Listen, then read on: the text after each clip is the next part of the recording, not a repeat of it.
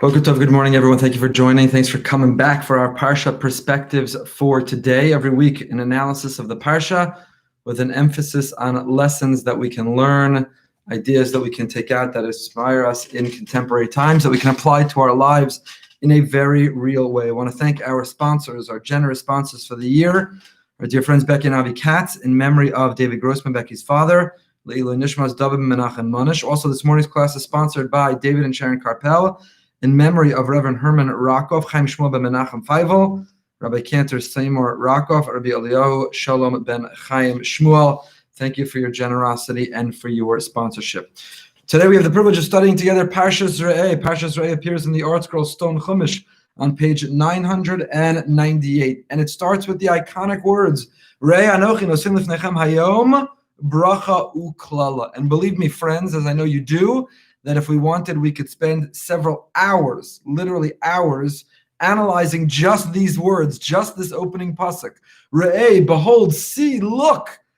Anochi nosen lefnechem hayom, I place before you today, bracha uklala, blessing and curse. What do these words mean? Rashi tells us, Re'eh anochi nosen. What is Hashem putting before us? What is Moshe Rabbeinu conveying? What is he communicating? Says Rashi, ha'amuros bahar grizim of har eval. This is a reference to the brachas that will be delivered at Har Grizim and at Har Eval. He's instructing them that when you enter Eretz Yisrael, when we enter the land, there'll be these two great mountains. We'll divide the tribes and they'll stand on either side, and you will be given blessings and curses that will be recited. You'll answer Amen and Re'eh. That's what you should behold. That's what you should see. That's what you're going to get. But the Ramban disagrees. And the Ramban famously says that this pasuk is in fact giving us something different, something fundamental, something axiomatic. Says the Ramban, this is the Torah source for free will. The idea that we are empowered with autonomy, that we make decisions, that we have choices, and that the choices we make have consequences, that we create a reality around us. We make the right choice, we draw closer. We make the wrong choice, and we create distance. We put a wedge. It's true in our relationships. It's true in marriage. It's true in friendship. And it's true in our relationship with Hashem. So Re'eh, behold, I give you bracha uklala. You have choices. You're not pre-programmed robots. Your life is not fatalistic. What you do does matter. Says the Ramban, this is the Torah source for the concept, the idea, and the ideal of free will. Look and embrace and see and know that what you do will in fact matter. The Chasam Sofer says that this notion of free will is very significant. I'm reading to you from the Chasam Sofer on the Parsha. Note the grammatical shift. We begin Re'eh Anochi. Re'eh means in the singular. You, individual, look. Singular, Lashon Yochid. And then, no saying where? Lifnechem, before you in the plural. Why the shift? Why the change from the singular to the plural? Lashon Rabbi. Chasam Sofer acknowledges that many interpretations, many answers have been offered to this question. And maybe this is a hint. Our great rabbis, the Gemara in Kiddushin, Daf Mem tells us,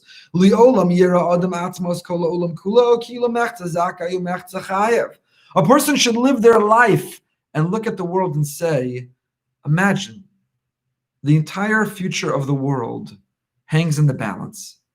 Everything is half zakai and half chayev. Zacha ashrav shechriyas atzmos kolom l'zakos. V'hepech behepech. It means to say that a person should live their life and say, the entire world, the outcome of this pandemic, the outcome of Ilan Omar's election today, please God, she should lose and we should celebrate. The outcome of the enemies and their plans against us. The outcome of whatever it is that we're hoping or looking for in this world, even if it's global, even if it's something which is international or national. A person should bring the mentality and the attitude of, it depends on me. The whole world hangs in the balance, 50-50, and my next act, what I look at on the internet, what I say to my friend, how I conduct myself in business, how I occupy myself with my time, my next decision, my next act, it matters. It has cosmic implications. It makes an enormous difference.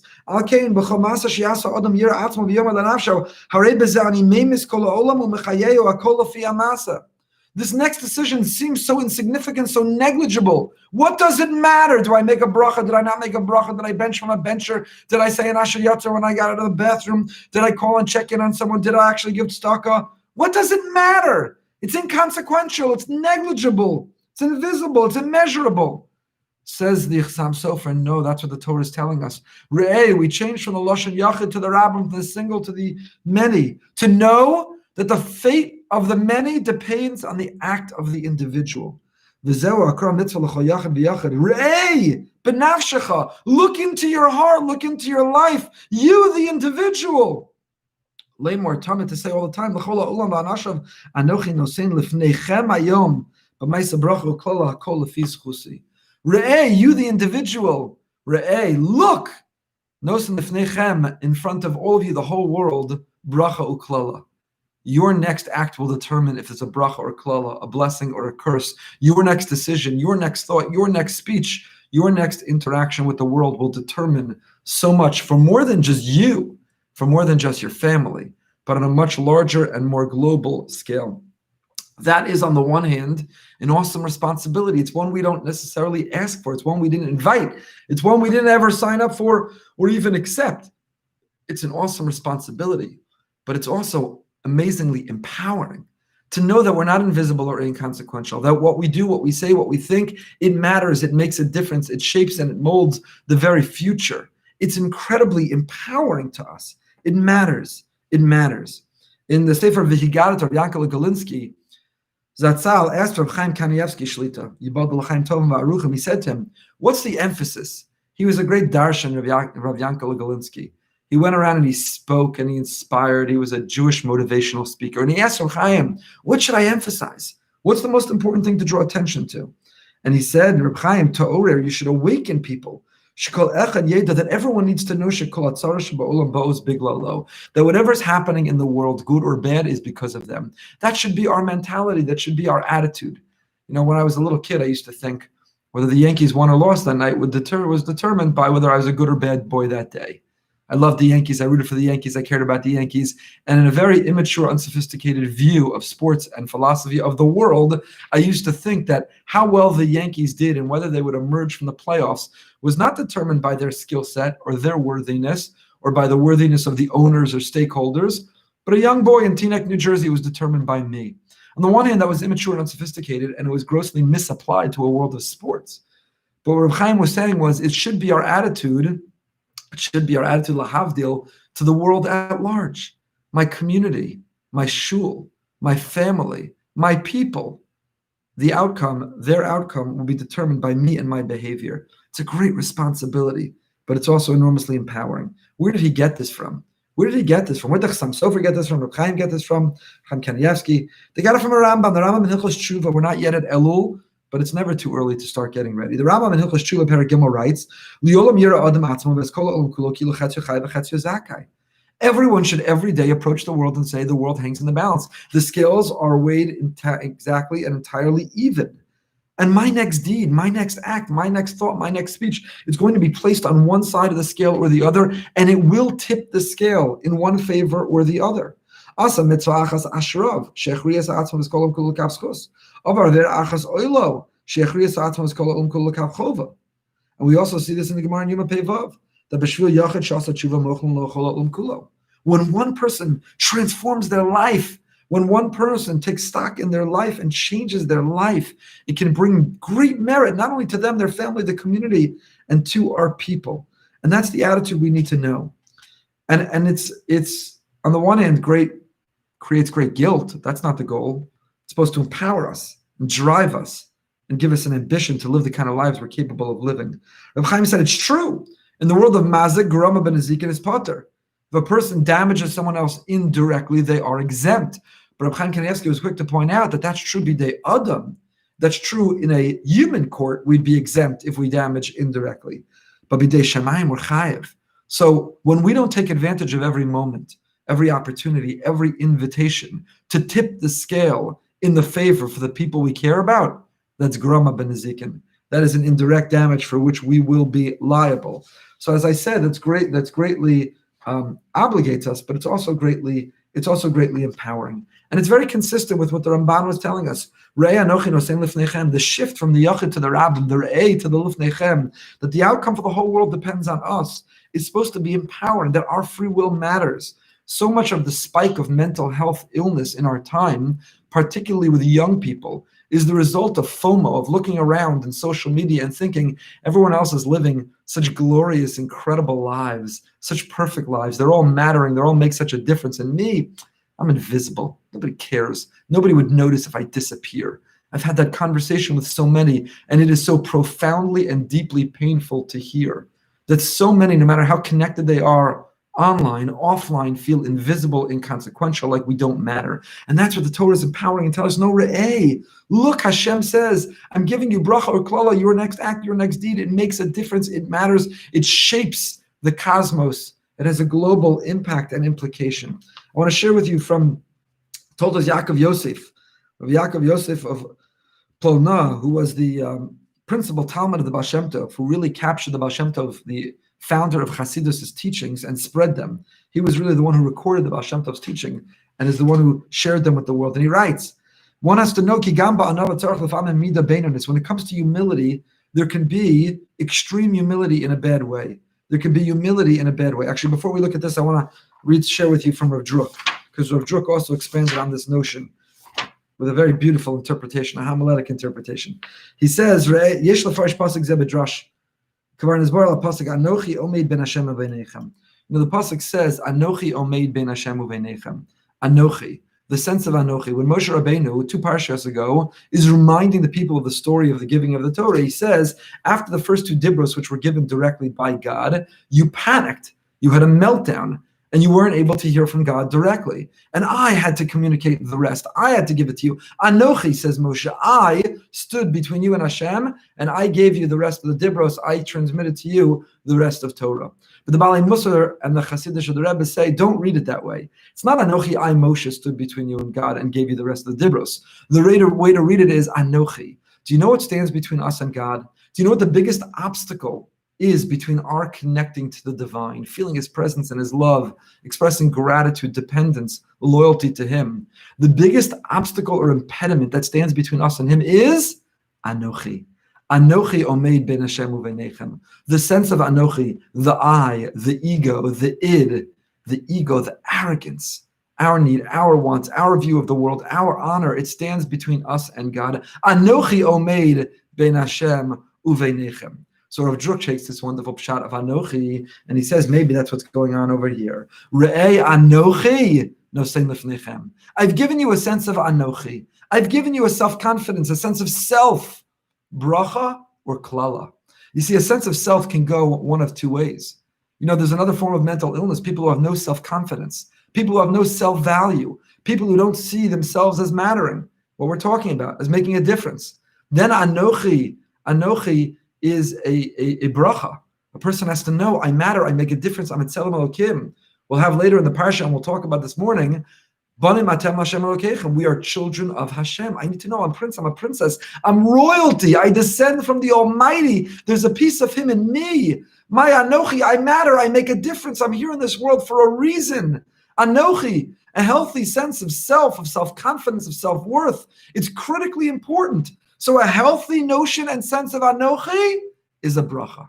But an Anochi that says my way or the highway, an Anochi that says that I have to overpower everyone around me, the Anochi that says everyone has to honor me and bow to me and bend to me and yield to me, that Anochi, klala.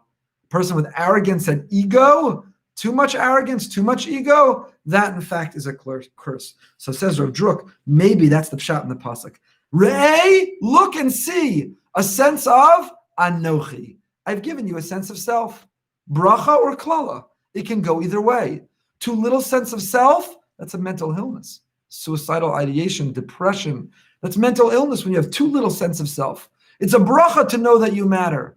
Too much sense of self, arrogance and ego, klala. Then in fact it's a curse. So let's go back to the Toldos Yaakov Yosef. That's what he's expanding on as well. Even when it comes to humility, you need to be measured and moderate. As I heard from the Baal Shem Tov, too much humility, false humility. When you think, who am I? What difference? You think it really matters to God if I make a bracha, if I daven, if I keep Torah mitzvahs, if I give tzedakah, if I do chesed. Does it really matter to Him, the omnipotent, the infinite one? Little old me, little nothing me, little insignificant me. That's a klala. Such a form of humility is not humility. It's simply a misunderstanding and a misconception. You don't realize that your next deed, what you look at on the internet when we're done, where you go, what you say, the next text you send, it has cosmic implications. It matters. It shapes the entire world. Every moment of Torah you learn, every heartfelt tefillah that you offer, it has cosmic implications. The angels are nourished with it.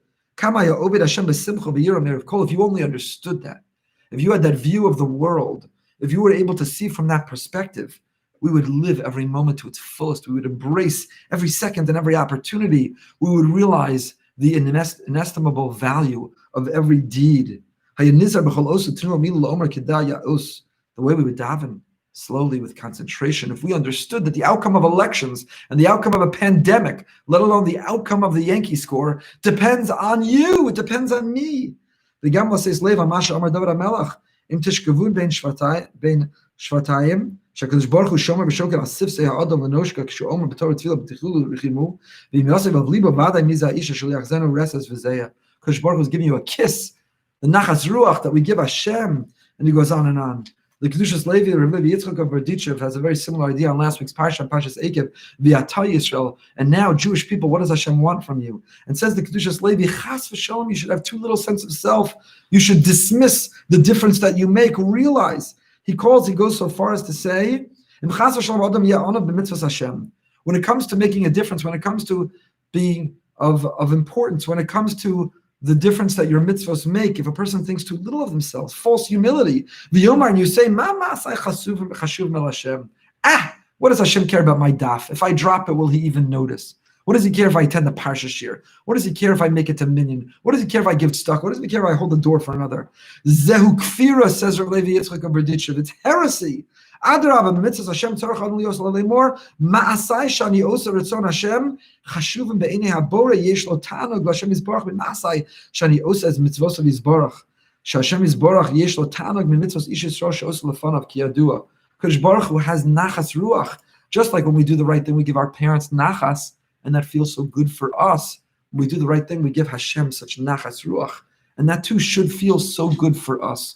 So far, we saw the Chasam Sofer, we saw Rashi, the Ramban, the Chasam Sofer, why the shift from the single to the plural, to know that what we choose to do makes a difference to so many. Based on that, Rav Druck, what did Hashem give us? A sense of Anochi, a sense of self.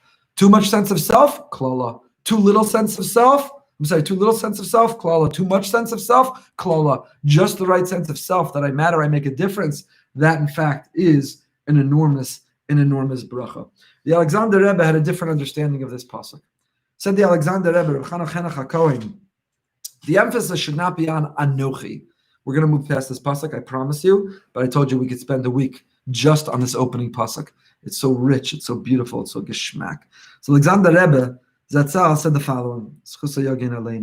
He said the emphasis in this pasuk should not be on the word Anochi. What exactly did Hashem give us? What is Moshe telling us? What did Hashem give us that could either be a bracha or klala? We saw Rav Druck said it's the Anochi, sense of self. Says the Alexander Rebbe, it's not that, it's the sense of Hayom. What am I giving before you? Hayom. A concept of today, of mortality, a concept of impermanence, a concept of being temporary and fleeting, of knowing that you're a mere mortal, that you won't live forever. All you have is the here and now. All you can live in is this moment of Hayom. And that realization, that acceptance of our fragility and our vulnerability and our mortality, the notion that all I have is Hayom, I don't know what tomorrow will bring. Who would have predicted 6 months ago where we are today? And who can predict today where we will be 6 months from now? All we have is Hayom. We are mere mortals. We are fragile. We are vulnerable. And that concept itself, bracha, uklala, can go in either direction. Tonight will be the final installment of Being Our Best Selves. We've been focusing on this notion of mindfulness, of living in the present as the foundation to be our best selves. We'll continue tonight at 9 o'clock. It can go in either direction, bracha or klala. If we allow that feeling of vulnerability of Hayom to bring us to a state of despair and depression, if we allow it to make us give up or give in, it's a klala. If I say all I have is today, and all I do is focus on my vulnerability, then I'll have great anxiety and worry and fear, and then it's a klala. But if the recognition of mortality, if it makes us embrace every moment and live it to its fullest, and becomes a catalyst and a stimulus of change, then it's a bracha. So Re'eh Anochi Nesim Lefnechem, says the Alexander Rebbe, I've given before you Hayom, mortality, temporary. What do you do with it? How do you feel from it? And we see Chazal contrast these two perspectives. On the one hand, our rabbis discourage us from approaching life with an attitude of echol v'shaso ki machar namuz. Don't say eat and drink and be merry because you could die tomorrow. Don't just live today carefree and recklessly because you could die tomorrow. Recognition of our own mortality for some is a license for hedonism, to live selfishly, and that's wrong. It's a klala. If that's the approach, then it's a klala, it's a curse. But instead, Chazal say, live and say, im lo achshav emasai, if not now, when? Make that phone call, repair that relationship, make that change, start that new life. Pasuk earlier in Dvarim says, Hayom la'asosam. The concept of Hayom is la'asosam. When we think about the word Hayom, la'asosam, it should drive us, it should move us to move, to act, to do. It should be a springboard for change and to make a difference. Mortality should encourage us to take advantage of every moment. And perhaps that's what the Torah is telling us. Re'eh Anochi Nesim Lefnechem Hayom. The Vilna Gaon, the Gra, points out, note that the pasuk doesn't say Re'eh Nasan Lefnechem, I gave you, but it says it in the present. Nosein Lefnechem Hayom, I give to you in the present tense. Why nosein in the present tense? And Vilna Gaon says, because you don't only have free will when you're young. You don't only have free will at the beginning of your marriage or the beginning of your parenting or the beginning of your career or the beginning of your life as an observant Torah Jew. It's Re'eh Anochi Nosein in the present tense. I give you every day the opportunity to start again. Every day is the opportunity to embrace today as if it's the first day. Daven like you never davened before. Learn like you never learned before. Have new ambition in your career, in your profession. Have new ambition in your marriage, in your parenting. Re'eh Anochi Nesim Lefnechem, says the Gra, Nosei not nasan. Every day is a new day, a fresh start. Every day is a new opportunity to redefine ourselves. It's never too late to become the person that we were meant to be. Re'eh Anochi Nosein Lefnechem Hayom. Lastly, on this pasuk, the Imrei Chaim, the great Vizhnitzer Rebbe, the Imrei Chaim, says the following: Re'eh Anochi Nosein Lefnechem Hayom bracha uklala. Says the Imrei Chaim the following: Yesh emuna al pi hashmiya, haynu emuna pshuta. One can arrive at the conclusion that there's a God because of one of two reasons. It could be emunah pshuta, what we call simple acceptance. My parents, who I see are listening today, I love seeing them on Zoom. My parents told me that there's a Ribbon Shalom, there's an Eibishter. They have a relationship with him. He's been involved in their lives, and he's involved in mine. How did they know it? They heard it from their parents, who heard it from their parents, who heard it from their parents, who were at Har Sinai and heard from Hashem directly. And emunah pshuta, I don't have to investigate. I don't have to analyze. I don't have to take philosophy courses. I don't have to read or take discovery seminars. I don't have to look at Bible codes. How do I know there's a Kadosh Baruch Hu? My parents told me. My parents told me. How do I know there's Hashem? Because I see the sun rise in the morning. How do I know that there's Hashem? Because I look at this world. And there's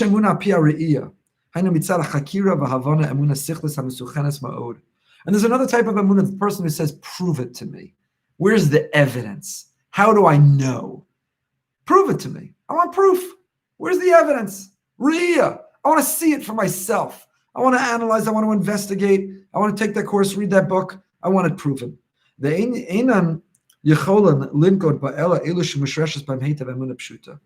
the truth is, if you're waiting for a absolute ironclad proof, you'll never get it. Parenthetically, I believe, as I've shared with you, that there's overwhelming evidence that God exists, conclusive evidence he exists. The same amount of evidence exists that there's a God as that you should take the medicine that you got at the pharmacy or believe the brakes on your car will work. And we can share that evidence in another context and at another time. But for the skeptic or cynic, for the person looking for the whole, you will never have an absolute proof. Just like in science, nothing's absolutely proven, which is why we keep changing it on a regular basis. So the more you investigate, the more you're chasing something that you can never find.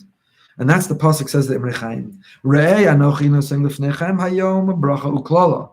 An amuna of re'ei haba mitzad chakira yesh bracha aval gam klala chas v'shalom. If your relationship with Hashem is dependent on a sense of re'ei, you have to see it for yourself. You have to have it proven to you. You have to investigate and have your questions answered. Bracha uklala. If you find satisfactory answers, then that attitude towards emunah will be a bracha. Maybe it's enhancing your relationship with Hashem. But maybe you won't find satisfactory answers. Maybe you'll still be searching. Maybe the whole thing is an excuse to walk away. Then that attitude of re'eh, prove it to me, I have to see it for myself, is a klala. However, the next pasuk, es habracha asher tishma'u, says the Vizhnitzer. Es habracha emunah sheyesh bracha belvad is asher tishma'u. Emunah pi shmua, emunah pshuta. You want an emunah which is exclusively a bracha, not bracha uklala. That's asher tishma'u. Listen to your parents. Listen to your Babi and Zayda. Listen to those who came before. Accept with an emunah pshuta that there's HaKadosh Baruch Hu in the world.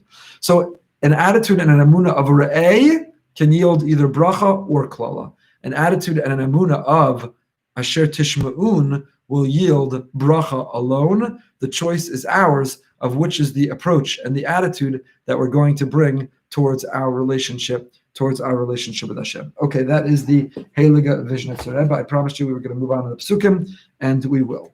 Perek Yud Beis Pasuk Hey. So continuing the Parsha, again, this is Moshe's monologue, soliloquy to the Jewish people, the greatest Musar Sefer ever authored. Incredible. You should read it and dive into it. It kills me to be skipping. Perek Yud Beis, and so on. These are the laws. You got to destroy the idols. You got to purge the contaminants from the land. When you come in, you got to start with a clean slate. Kadosh Baruch Hu, his vision for Israel, and from there it will project out to the world. Perek Yud Beis Pasuk Hey. Everything I'm telling you to do to these idols, destroy, eliminate, purge, erase, don't do that. That's why we have a whole institution called Shemos. You're not allowed to throw away the name of Hashem. You can't destroy it. You can't throw it away. Fascinating shuvas. Of Zilberstein, the Chashukei Chemed has a great shuva. He says one neighbor was angry at another neighbor in Israel, and he decided to get revenge. And how did he decide to get revenge? Don't try this at home. His revenge was that in Israel, where there's no rain in the off season, and the windshields often get covered terribly with dust, he decided he was going to write Shem Hashem in the dust on the back windshield of his neighbor's car. And now the neighbor wanted to know what to do. Could he clean his car? Could he clean the car? What to do? Shemos. Could you clean such a car? Lo sasun kain, the institution of Shemos. But it's the next pasuk I want to draw your attention to.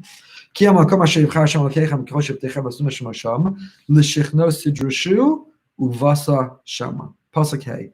We're on page 1000 in the article Stone Chumash.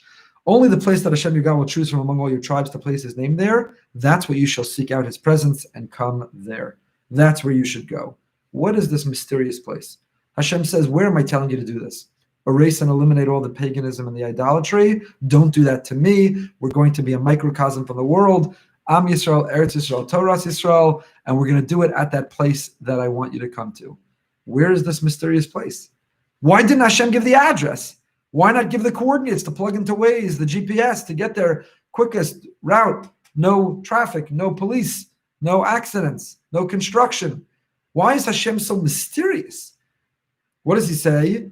Ela makom, the place that I choose to put my name. L'shichno sidrashu, you should inquire after it. Uvas Hashem, and come there. Where? What's the address? Ikra Chasam and a Sofer.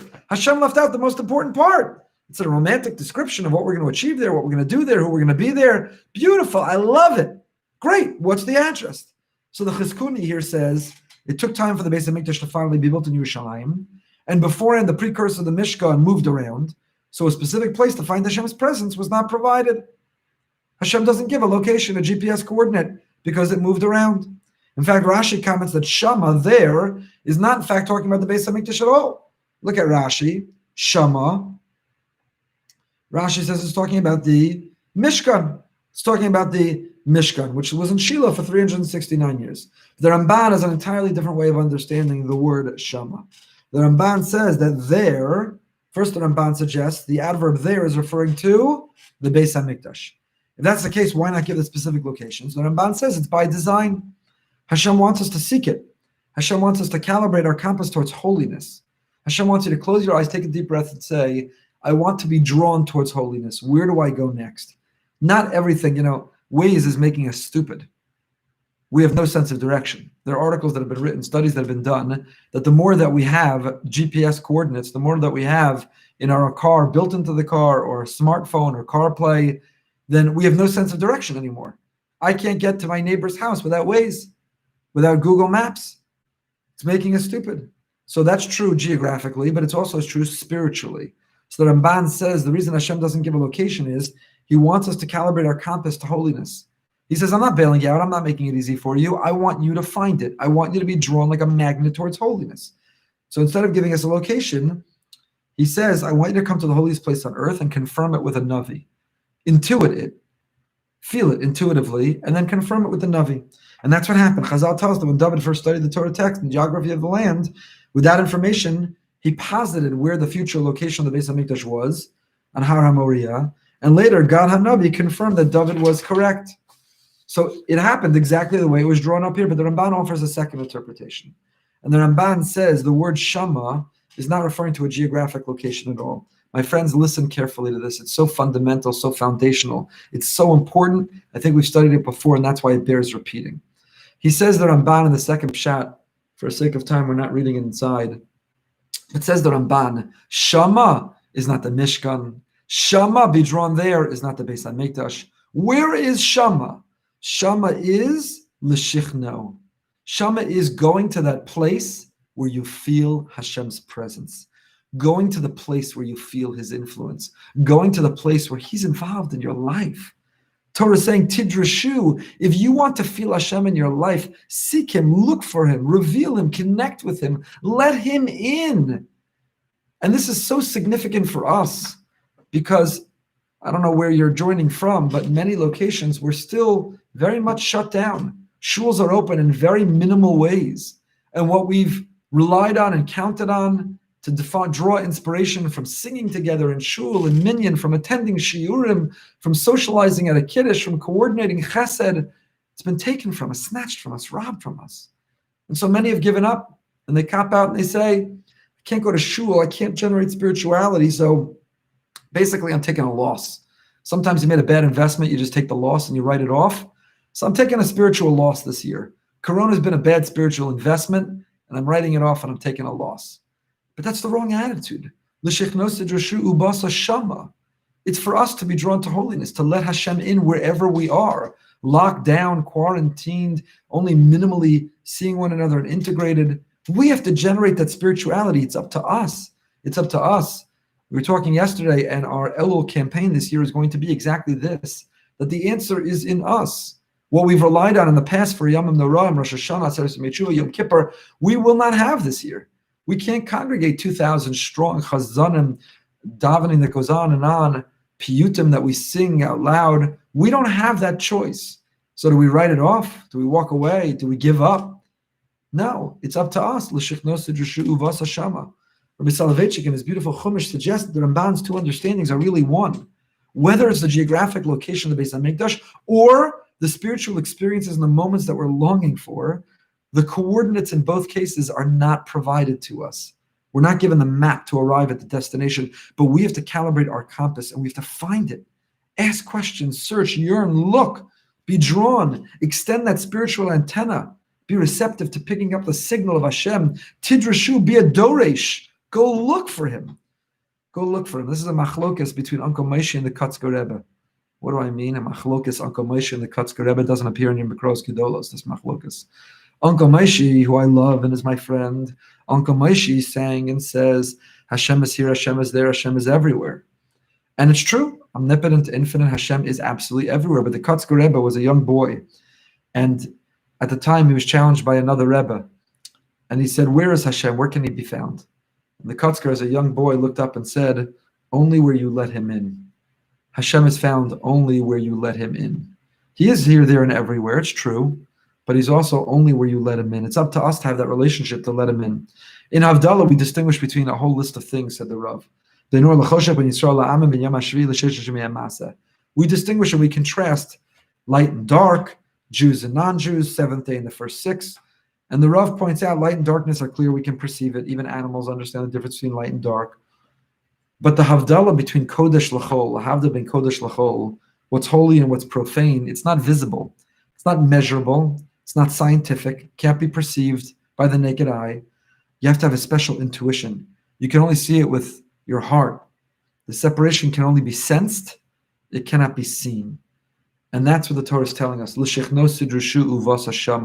Calibrate your spiritual compass. Extend your spiritual antenna. Pick up Hashem's signal. Live your life where you're looking for Him. You feel Him. You know Him. So Medrash Tanchuma Parshas Vayera, it says when Avram went with his entourage to the Akedah, he saw Har HaMoriah from a distance. And he turned to Yitzchak and he said, what do you see? And Yitzchak said, I see a beautiful and a praiseworthy mountain. I see a Nanim. I see a cloud that envelops it. And he asked Eliezer and Yishmael, the other two in the entourage, what do you see? He said, what do we see? See nothing. It's a barren desert. It's garnished. So Avram turns to them. He says, you see nothing? You stay here with the donkey.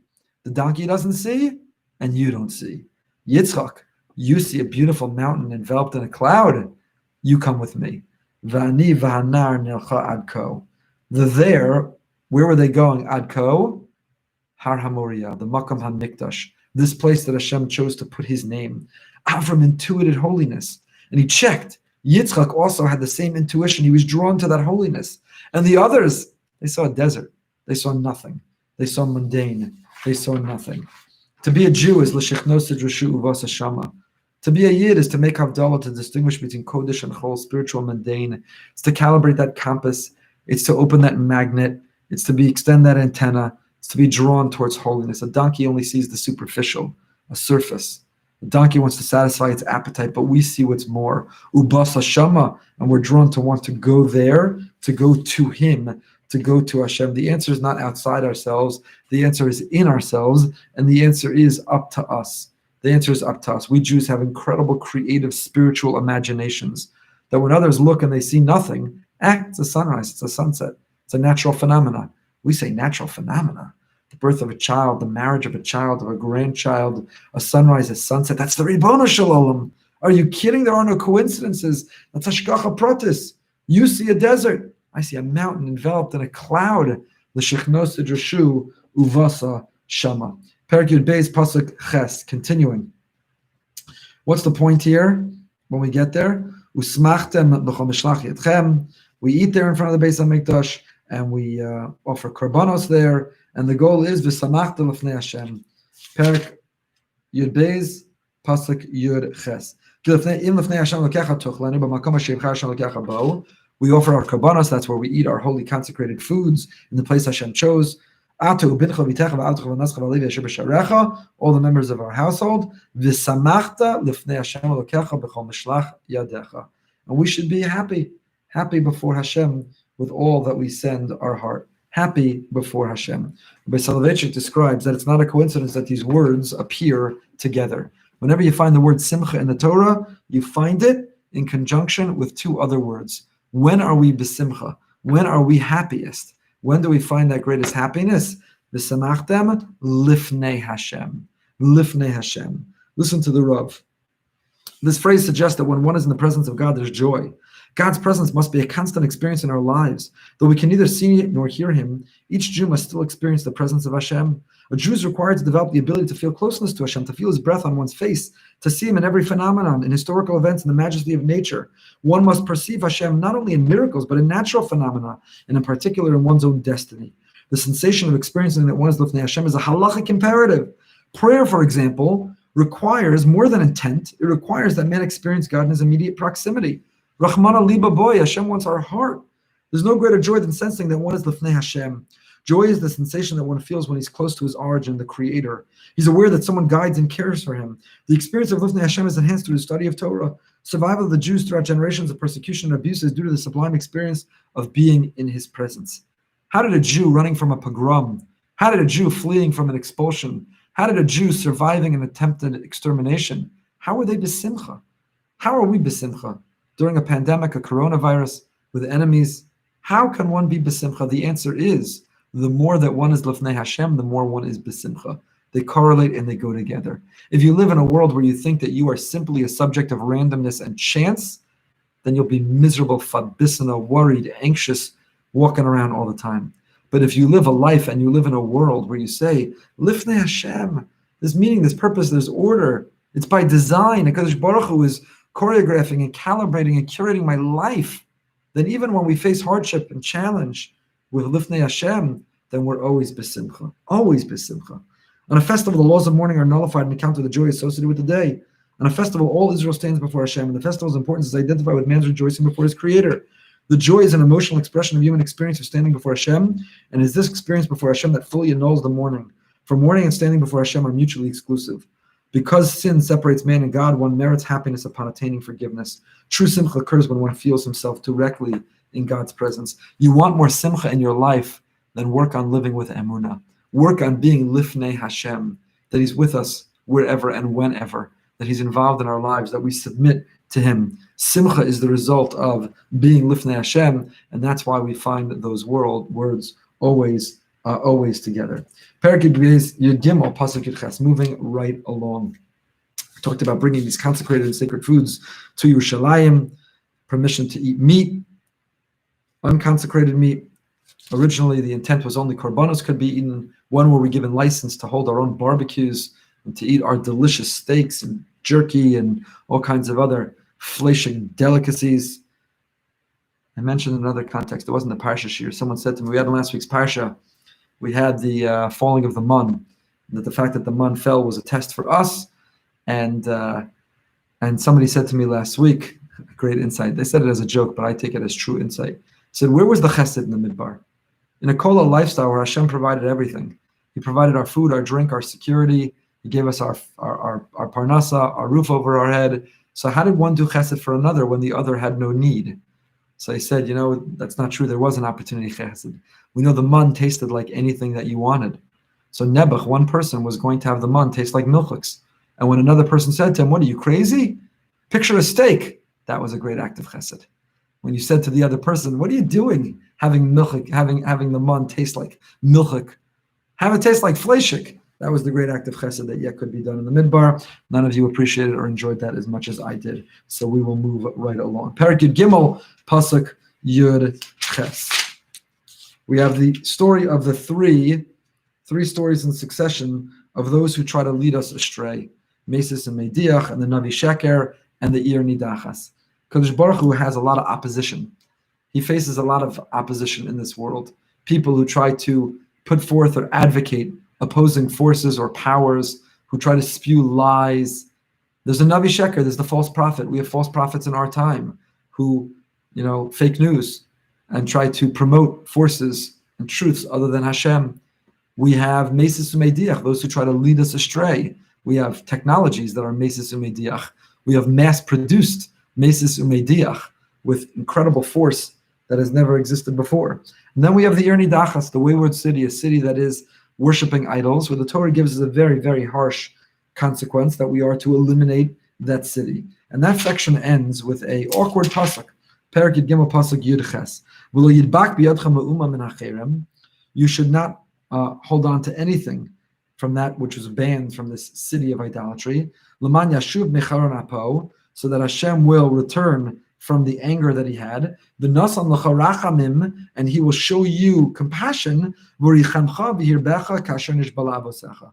He'll give you mercy, and He'll be compassionate to you, and He'll multiply you like He swore to your forefathers. What in the world is this second half of the pasuk doing here? What in the world does it mean? Here we're given the mandate, the mission. You have to destroy an Ir Nidachas. It's so pernicious, this attitude, this perspective. It can have such an impact on compromising and sabotaging the Jewish people as we take place in our residence, in our land. You have to eliminate them, even your fellow Jew. And Ir Nidachas is not non-Jews. The Ir Nidachas is filled with fellow Jews. And it's so dangerous, so risky, you have to eliminate them. So upon whom is V'nasan lecha rachamim v'richamcha? What's the compassion here? Where is this compassion placed? So the Medrash wonders this. And the Medrash quotes first Rabbi Akiva. Rabbi Akiva says this compassion is on the children. It's on the children. Even though you're eliminating all the adults, and you're eliminating even the animals of the Ir Nidachas, but the children should be allowed to live. So Rabbi Akiva says this is a reference to the children. Rabbi Eliezer in the Medrash disagrees, And Rabbi Eliezer says, we're not talking about the children, but we're talking about you. And who's going to have compassion on you? The surviving relatives of the people that you slaughtered in the year Nidachas. Normally, one person harms a family member of another. That family member wants to avenge the blood. The whole institution of the year Miklat is that you flee when you kill B'shogeg from the family member who wants to avenge the blood of their loved one. So here I would think that the Krovim, the loved ones, the relatives of the members of the Ir Nidachas who are wiped out are going to seek revenge, are going to hate the people who perpetrated the elimination of the Ir Nidachas. Comes along the Torah according to Rabbi Eliezer and promises no. There's going to be compassion, there's going to be love, there will be understanding. That's Rabbi Kiva, Rabbi Eliezer, that's the Medrash. But the Or HaChaim HaKadosh has a different interpretation. The Or HaChaim HaKadosh, Or HaChaim Ben Atar, we're on Perek Gimel Pasuk Yud Ches, if you have your Mikros Gedolos, Perek Gimel Pasuk Yud Ches. The Or HaChaim HaKadosh says the following: Kavanos Maimer Zeh Kan, Lefi Shetziva Al Ir Nidacha Sheyahargu Kol Ha'ir Lefi Charev, Va'afilu Behemtam. You know what happens? Soldiers come back from war, and even in the noble pursuit of defending their own people, they have to take up arms. When you hold a weapon, when you are forced with having to face it in the direction of an enemy, when chas v'sholom, you're put in a position that you have to pull that trigger, it can't help but generate a sense of cruelty in you. People come back from war and they struggle with not being cruel themselves, says the Or HaChaim HaKadosh. He says,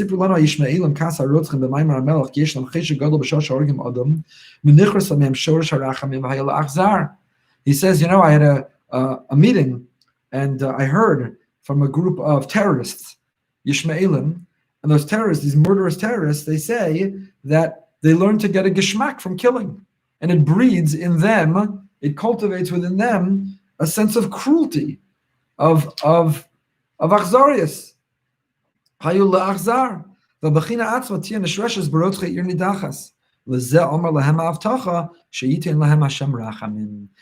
Or HaChaim HaKadosh, that's why the Torah is making a promise that no, fulfill Hashem's word and eliminate Nir Nidachas, and Hashem will have rachamim v'richamcha, and He will make you compassionate. He will preserve your capacity for compassion. That even though you will have to carry out what you will have to carry out, nevertheless, you will remain a compassionate people. That's what this pasuk means, and that's Hashem's promise. The Netziv adds on to it, and he says, that's why Pinchas got the bris shalom. Pinchas's reward was the covenant of peace. What a bizarre covenant, a covenant of peace. Pinchas eliminated Kozbi and Zimri. He killed them. He drove a spear through the two of them at once, and he got the covenant of peace. The answer is yes. Hashem gave him the covenant to know that even though you had to do a graphic, gruesome act, even though you had to do something violent, nevertheless, sometimes doing so is in the name of peace. And nevertheless, Hashem says, I preserved your capacity for rachamim. That's what is going on. That's what's going on over here in this pasuk. Richamecha. Perek Yudaled, pasuk Yud Aleph. Moving along. Torah has now a list and a litany of rules, of laws. First, we have the laws of kashrus, but before kashrus, it's introduced with this statement: You are children of Hashem, and because of that, you're not allowed to make a bald spot. Don't cut yourself. Don't make a bald spot between your eyes. You cannot, when grieving for the loss of a friend, of a loved one, you cannot be so overwhelmed with grief that you'll grieve excessively such that you cut yourself. Cutting yourself is, again, a form of mental illness today. People who cut themselves describe that they have a buildup of such pain, such emotional, spiritual pain, that they need to create physical pain as a form of release from the emotional, spiritual pain they're experiencing. It makes no sense. Why would someone cut themselves? People with mental illness literally cut themselves. Not in a suicide attempt, they cut themselves. Why? Because they need to manifest the pain that they're feeling. It's the only thing that can give them relief.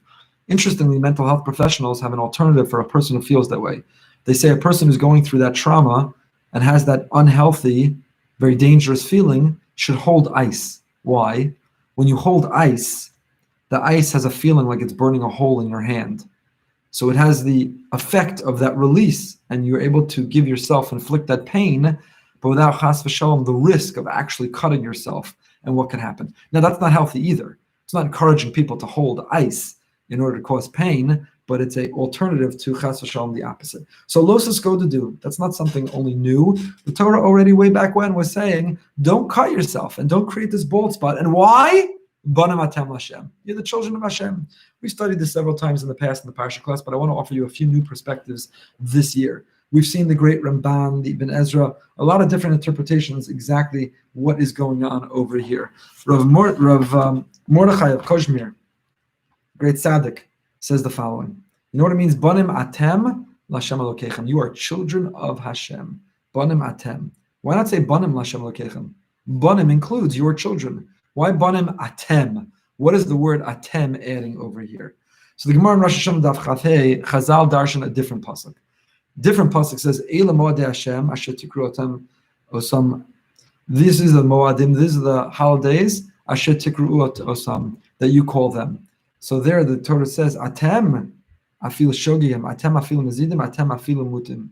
We know the Gemara in Rosh Hashanah says that the Beis Din is empowered to set the calendar. The first mitzvah we were given when we left Mitzrayim. Beis Din is the one who sets the calendar. Kiddush HaChodesh, they hear the testimony of the new moon, they set the calendar, and they determine when the holidays fall out. What if they made a mistake? What if intentionally manipulate the calendar? What if they say, I need to be able to catch the playoff game, and I can't have it coincide with Yom Kippur, so we're going to sanctify the new moon as empty or full in order to manipulate the calendar to fall out the way I want it to. Or, let's say a much more noble reason they want it to fall out that way.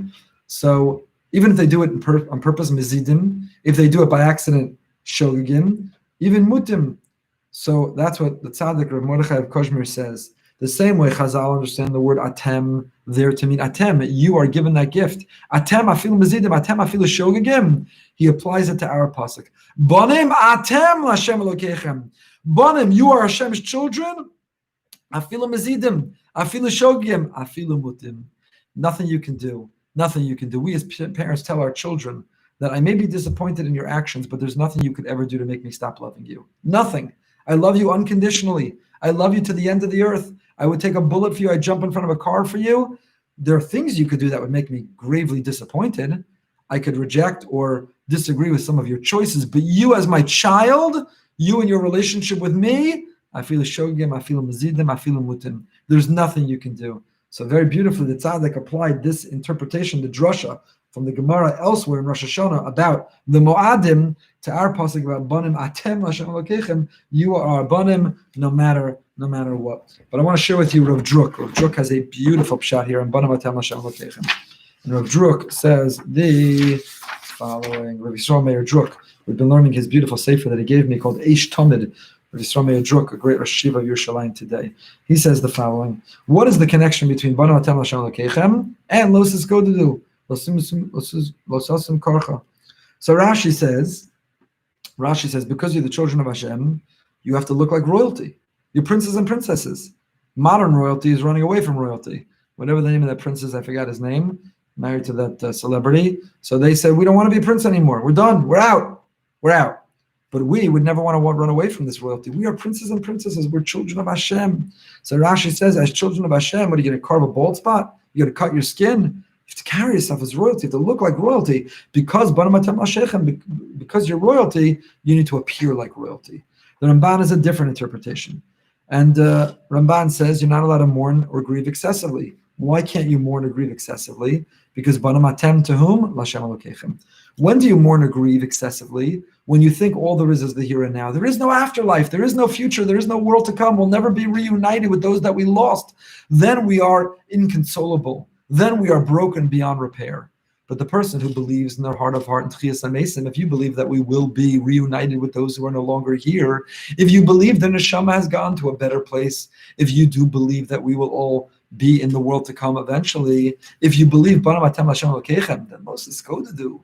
Then you're never going to grieve or mourn excessively, because while there's a feeling of loss, and you have to honor that feeling of loss, it's very real, but you're never going to be excessive with it. The Ibn Ezra weighs in, and the Daskin and Balatosos weigh in. They all have interpretations. How do you connect the two halves of the pasuk? We've seen many of them in the past. I want to offer you the new one, Rav Druck's this year.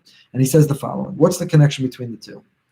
So Chazal say the Gemara in Yavamos, Daf Gimel, has another interpretation of losas godedu. Los is go to do, the Pashup Pshat is you're not allowed to cut yourself. But the Gemara there says, Los is go to do, Losasu agudos. You're not allowed to have different factions and different sects and different segments of the Jewish people. We gave a shir in the afternoon call a few months ago about Los is go to do, how it applies in halacha. Can half the shul stand while half the shul sits? Half the shul wear tefillin chol hamoed, half the shul doesn't wear tefillin chol hamoed? How do you have Ashkenazim and Sephardim davening in the same shul? How do you have a melting pot of different minhagim? Lo sisko to do. You're not allowed to have different practices and different observances. And the Rishonim there and the Gemara give different reasons why we have this prohibition. Rashi says because it shouldn't look like we have many Torahs. It shouldn't look like we have several Torahs. Hashem gave one Torah, one authentic, one authoritative Torah. We don't have many. Others say it shouldn't look like there's machlokas, that we don't get along. So the Gemara there in Yevamah says, Los is go to do. You're not allowed to have agudos. You can't have different factions. We have to be a melting pot. We have to unite. We have to become together as one. So it says Rav Druck, maybe that's the connection.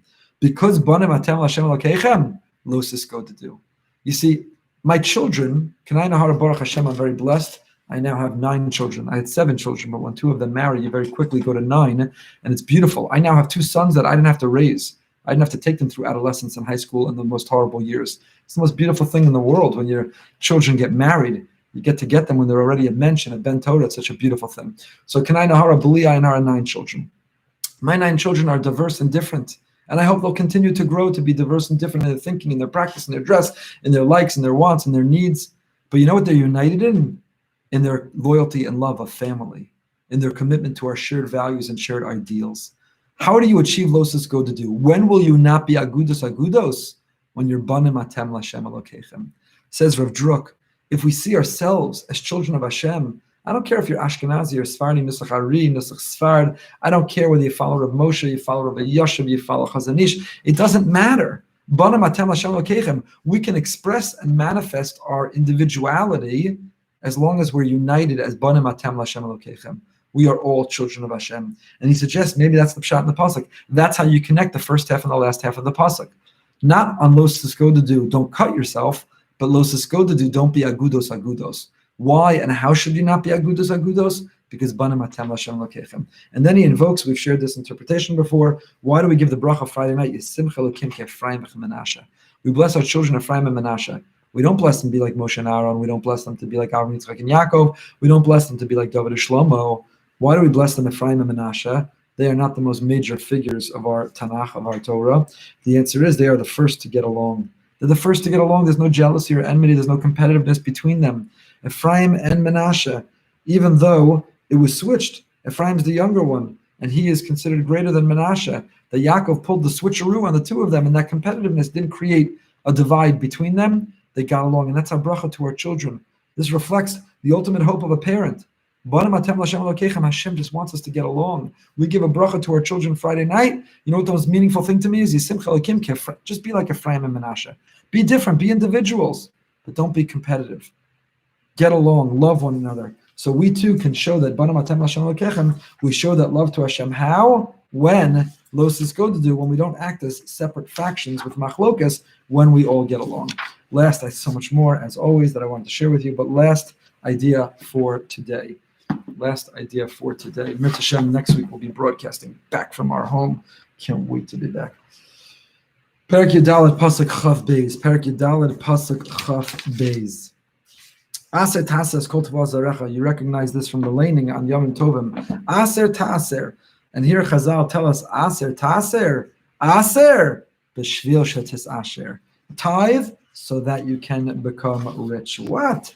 Tithe so that you can become rich. Asher b'shvil shetis aser. What are you talking about? The Gemara in Tainis Daf Tes. Rabbi Yochanan teaches aser taser. Aser. Why do you tithe? Why do you separate? How do you give away? B'shvil shetis asher. And the Gemara there in Tainis has a whole discussion with Rabbi Yochanan. What do you mean? Are you allowed to test Hashem? If I give tzedakah, Hashem is going to give me manifold back? And the answer is yes. If you have an investment broker and they give you a return on your investment, do you not allocate more money to them? If you have another broker who gives you a loss, do you not stop giving them money? Kodesh Baruch Hu is the same way as us. We are stewards over his money. When we make wise decision and give him a return on the investment he's given us, he gives us more because we're in fact fulfilling his vision, his will for that money. But if we in fact have a loss, we don't share it, we don't give it out, we don't take care, we don't repair the world, we don't help others with it, we selfishly squander it, keep it for ourselves, then he'll stop giving it.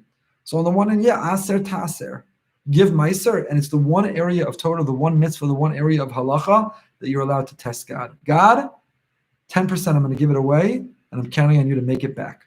I'm counting on you to replenish the coffers. I'm counting on you to put it back in the account. I'm allowed to test God in that way. I'm allowed to rely on that promise from him. Aser, b'shvil shetis aser. But Rav Druck has another pshat. Rav Druck says maybe we should read it differently. Why?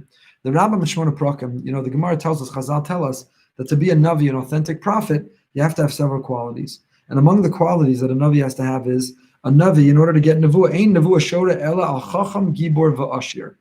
To be a Navi, to be a prophet, to be a leader, you have to be wise, you have to be a warrior, and you have to be wealthy. Now, the simple understanding is, when you have those things, you're beyond reproach. No one can buy you out. No one can buy your opinion. You're independently wealthy. No one thinks they have such influence on you with money. You have wisdom. You're smart. You're discerning. Obviously, you're going to be a leader. And you're gibor. You have what it takes. You have fortitude to stand up to the forces that you need to confront. So a Navi, a leader, in order to be eligible or qualify for Nevuah, has to be a Chacham, Gibor, Va'ashir. However, the Rambam in Shmona Prakim, Perek Zayin, offers a different interpretation of the word Ashir. And the Rambam here says, what does it mean? We have Gedolei Yisrael. We have the people of the past. To be a Navi, you got to be wealthy. What are you talking about? They were all in real estate. They all did well with their investments. What are you talking about? Hedge fund managers, Nevi'im? So it says the Rambam in Shmona Prakim, Ezahu Ashir, Hasameach Bechelko. To qualify for Nevuah, you don't have to have a lot of money in the bank. You have to be happy with what you have. Ezahu Ashir Hasameach Bechelko. So based on that Rambam in Shmona Prakim, Rav Druck suggests here, Aser Taser. Torah says, give away tzedakah Aser, Bishvil Shetis Asher. How will you become wealthy? By sharing what you have. Does that mean literally you'll become financially wealthy? No. When you're willing to share what you have, then you reveal that you're sameach bechelko, that you're happy with your lot in life. And when you're happy with what your lot in life is when you're really going to find happiness in your life. So aser ta'aser. Give meiser so that you become wealthy. Either literally, one interpretation, or by sharing what you have, you'll discover that you're happy with what you have, and that is the greatest wealth that anyone can have. So it's good to be back with the Parsha. We continue at 9 o'clock tonight, the last class for our best version of yourself, 9 o'clock tonight. Tomorrow evening, we are behind the bima again with Rav Judah Michel. Very excited to go behind the bima with him. We have some incredible guests lined up for the next few weeks. If you're watching on YouTube, please subscribe to our channel. Even if you're not, please take a moment to go subscribe to that channel and help us share our Torah more broadly and widely. It's great to see everyone. Stay happy, stay healthy, and stay holy.